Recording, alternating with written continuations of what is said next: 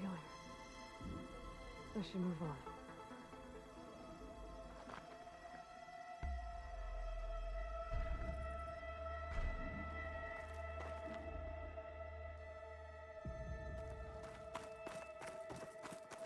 Stunning, isn't it? Paintings weren't the only masterpieces of my people's golden age. This is Von Vianen's Leaded Ewer, molded from a single sheet of silver. What was it for? How like Elizabeth you are. Function over form. Its practical purpose was less important than its meaning. Von Vianen created it in honor of his late brother, who himself was a famous silversmith. A memorial. Yes. Such beauty from sorrow. If this ewer was a memorial, how did you end up with it? As the Pharaoh swarm closed in, my homeland's greatest museum gave it to me, along with many other works, in the hope that I could preserve them. A masterpiece like this was too important to lose to history. I even considered bringing it with me off-world to ensure its safety. Why didn't you? I took a calculated risk. This vault seemed more secure than the unknowns of space. Besides, I thought someday I might return. A long life, after all, has its advantages. Now, lo and behold, here I am. Exquisite, isn't it?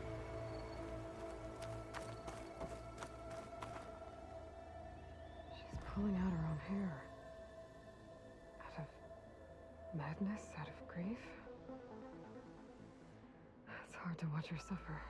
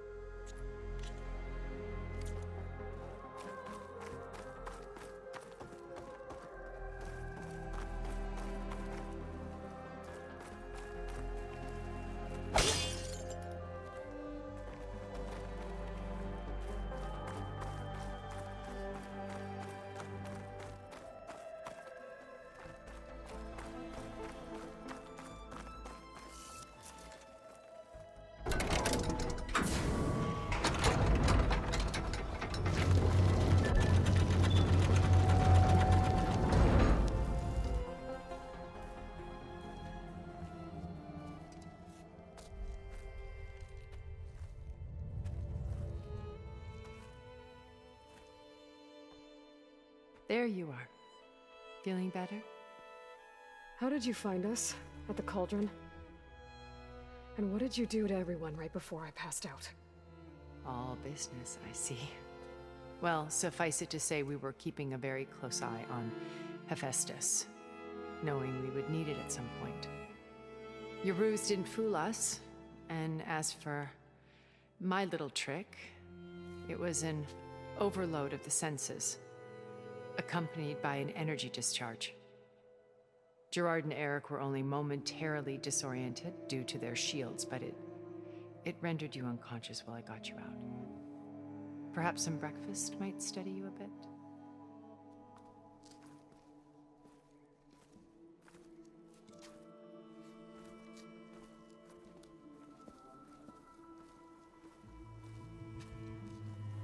This was your house. The one you recreated for Beta, in the data channel you shared. How perceptive of you. Please, this way. After everything your people have done, you think I'm just gonna sit down and have a chat with you? They're not my people. They never were, and especially not now. You shot off into space with them. And lived with them for 1,000 years before coming back. So what made you suddenly turn on them? Quite simply, this. My old focus. You repaired it? But that means you've seen... Incredible things. What you've accomplished in 2 decades of life.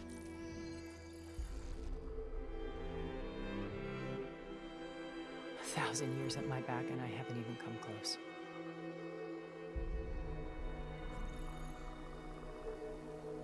I'm sorry if I invaded your privacy, but I had to. In order to understand. To be enlightened.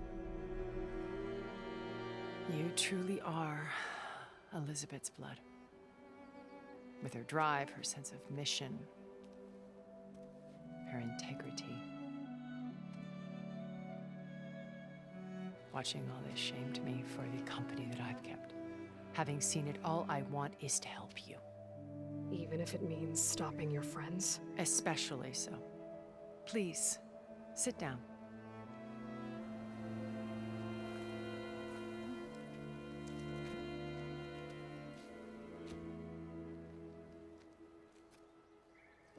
There. That's better. Now, we must recover Beta and Gaia at all costs. By now, you must know that Gerard intends to use Gaia to reboot the Earth's biosphere. Remaking this world to specifications that would only suit us immortals. This process will kill every living thing on the planet. He calls it a clean install. Not if I stop him first. Not if we do. And once he and the others are gone, we can work together to fulfill Elizabeth's dream. I'm sure Beta told you that there's a build of the Apollo database on board our ship. A complete collection of human knowledge. With that and Gaia, we could do everything Elizabeth wanted. Heal the biosphere, educate the people of this world, uplift them. Create the world she imagined. Let's not get ahead of ourselves. From what I've seen, your friends are invincible.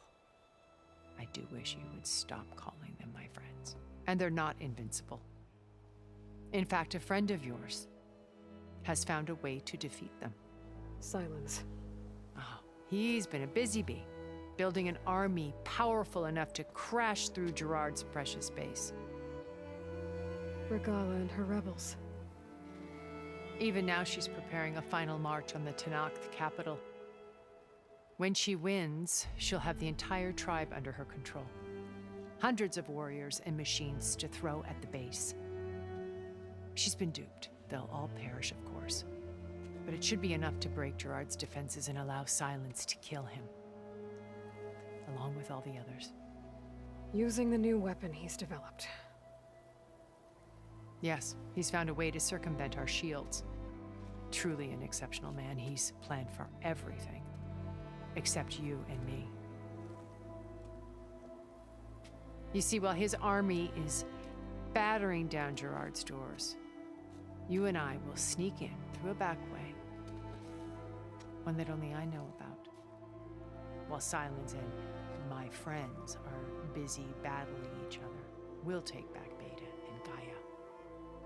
I told you I want to help you. I mean it.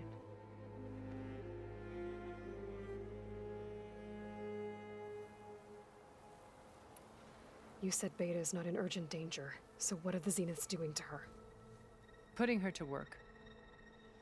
Merging Hephaestus with Gaia. A difficult, time-consuming task, as I'm sure you know. They will compel her if need be. But her life is not in danger. She's the only one who can do it. Because you people made her to be nothing but a tool. Gerard's idea, not mine. They always viewed me with suspicion when I attempted any form of kindness towards her. That's why I created the Data Channel. A virtual place where we could speak in peace.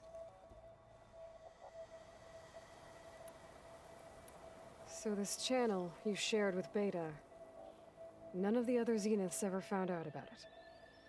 Gerard believes he's the most cunning of all of us. Even after 1,000 years, he still can't imagine that I would outwit him. The channel allowed me to interact with Beta away from their mistrustful eyes. It offered us a chance to be ourselves. Until you cut off all contact. Yes, though it pained me. I was worried that our meetings would do her more harm than good. She felt like you tossed her aside. I was afraid the others would find out and punish her. She may not have had the comforts of friendship anymore, but at least I ensured she was safe. I know it seems harsh, but you must believe that her well-being has always been paramount to me. Beta told me your colony was destroyed. That you came back to Earth because you had nowhere else to go. It's true. After we reached our destination, a planet in the Sirius star system, we spent decades building a new home. The physical constraints of Earth, the boundaries of mortality, gone. To think of what we could have done with it. It might have been a utopia.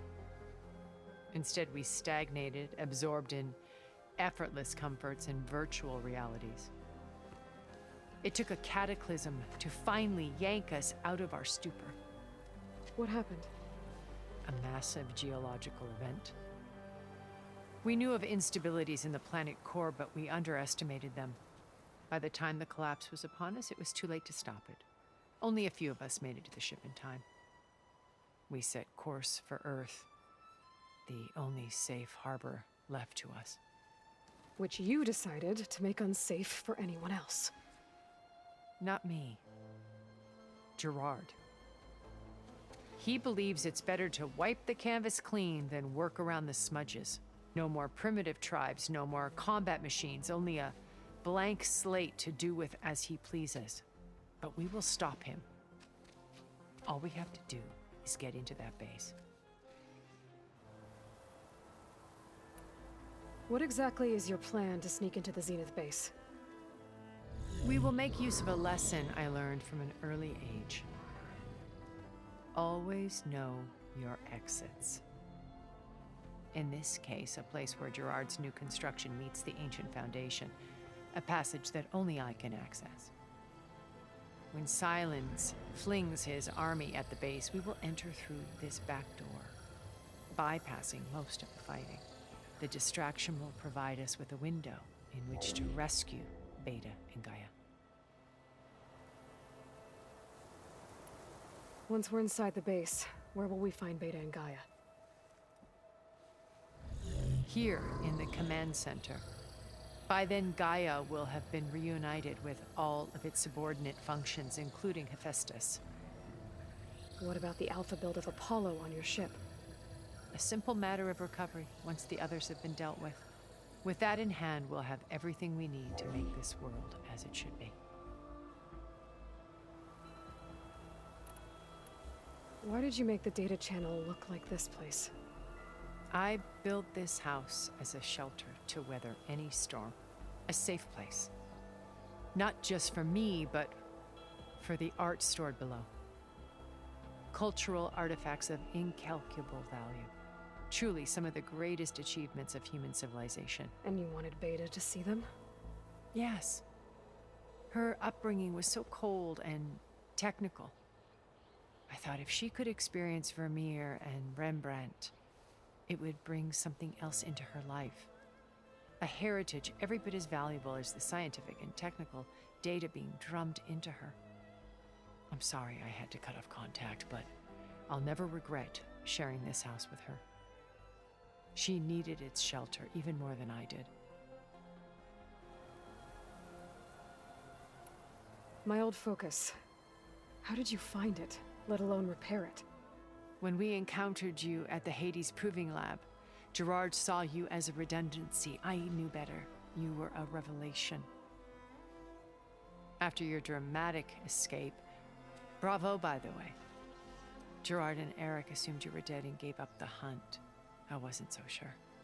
When the others were busy, I returned to the lab and searched for any trace of you. That's when I found this little treasure. Not easy to repair, but certainly worth the effort. As I watched your life unfold, you were like a splash of color on a worn canvas. What Liz was, and more. Did you show it to the others? Of course not. It was your actions that inspired me to defy them. It's worth noting that if I hadn't found it and watched its contents, I wouldn't have known to save you at the cauldron. You'd be dead. So I should be grateful. If you like.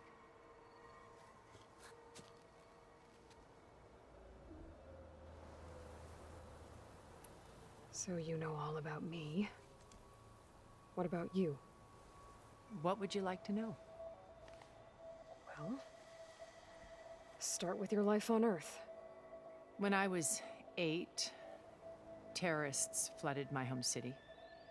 Thousands drowned, my parents included. I was one of the few who survived. My guardian sent me to boarding school. Among my peers, I was the strange girl, the orphan to be avoided. All because of circumstances beyond my control. Oh. So we're a lot alike, huh? Aren't we? You were an outcast. But you didn't let that stop you from getting what you needed. Neither did I. I climbed my way out of desolation and used my wits to build a fortune. First, from the technical analysis of art and the detection of forgeries. Profitable expertise in those days. But as it turned out, the software I developed was even more useful for counterintelligence. From there, it was only a short step to gathering extremely valuable intelligence on my own. You were a spy? More like a service one could turn to for information. I had to remain anonymous, of course, to protect my privacy. But despite that anonymity, Far Zenith inevitably sought me out. What happened when Far Zenith approached you? They painted an irresistible vision of humanity's future. One where we need not fear illness or death, where we explored the furthest reaches of the stars and thrived. It was only later that I realized that they only intended to bequeath this future to the rich and powerful.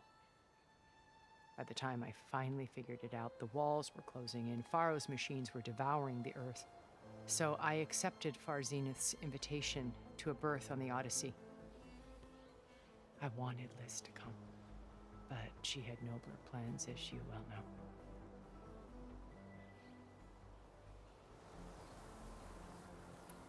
So you didn't know the other Zeniths were monsters until it was too late? I knew some of them were, certainly. It wasn't until we were off-planet that I understood the true scope of their greed. I was grateful to simply be alive, but the others became obsessed with a kind of effortless immortality. They built a colony where machines serviced their every need, where any memory or fantasy could be endlessly savored in virtual reality. It wasn't life. It was stultifying, a pampered dream state. As the decades passed, I withdrew more and more, alone yet again, but this time with eons to consider my mistakes. Now finally, having met you, I feel like I have a second chance. To do what? Help you, of course. To fulfill Liz's dream, which isn't so different from Far Zenith's original vision. A better future for humanity.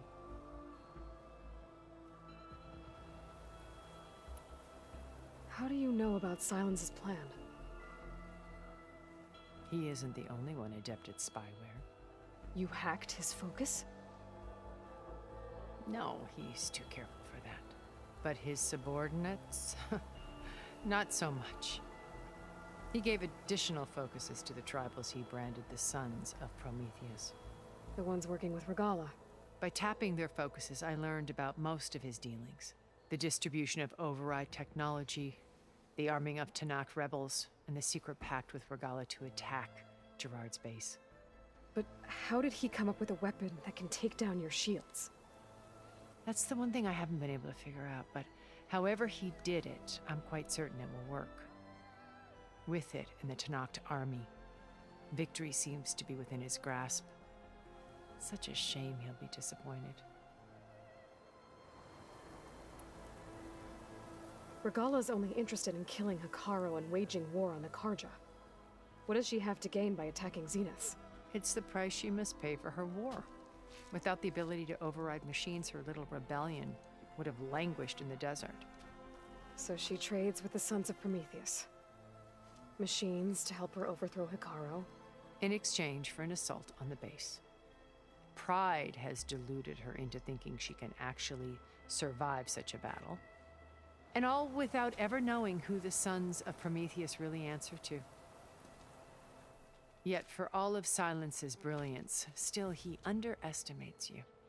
That blind spot is what will allow us to take Beta and Gaia right out from under him. While hundreds of Tanakh are cut down outside. So you knew Elizabeth. What was she like? Liz was everything she was. I see in you. And more. Your ingenuity, your determination, your moral compass. You've managed to distill her greatest qualities and make them your own. I'm not asking about me. Tell me about Elizabeth. What was she really like? The honest answer is that I don't actually know. For all the time that I spent with her, she always kept a part of herself locked away. It was like that from the moment we met.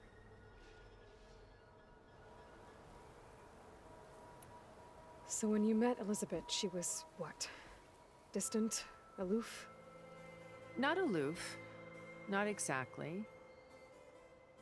It was a summit in Paris about machine learning. A touchy subject in those days. Because regulatory authorities were just starting to clamp down on AIs. Liz gave the keynote address. She had already achieved great renown for her work in automated environmental reclamation. But in her address, she was just starting to imagine the next step. An AI-driven system that wouldn't just act on its programming, but actually take responsibility for its sphere of influence. To care about life. Not just follow orders. Revolutionary stuff. I was fascinated. And I wanted to meet her for a long time. I watched her after her talk. She had spoken with such moral authority, such empathy. But after that, she retreated. I could tell she felt uncomfortable with all of her admirers. It was as if giving the talk had cost her something. I didn't want to be a pest, so I planned my approach carefully. So how did you finally approach Elizabeth after her talk? I picked the right moment. The morning of the next day, right as she came back to the conference, she had just had her coffee. She was fresh, rested. It was like she had braced herself for the onslaught of colleagues. I asked if I could walk with her, then put forth a question about her talk that I thought was intelligent. Her answer made me realize it wasn't, but she was very welcoming. Almost as if we were previously acquainted. It was only halfway through the conversation that I realized she knew exactly who I was. It was quite a shock to me. My business was trafficking in secrets, and I took great pains to protect my anonymity. So that was Liz, perpetually one step ahead. I came to view our meeting as a metaphor for our friendship. She always seemed to know me far better than I knew her. I guess I know the feeling.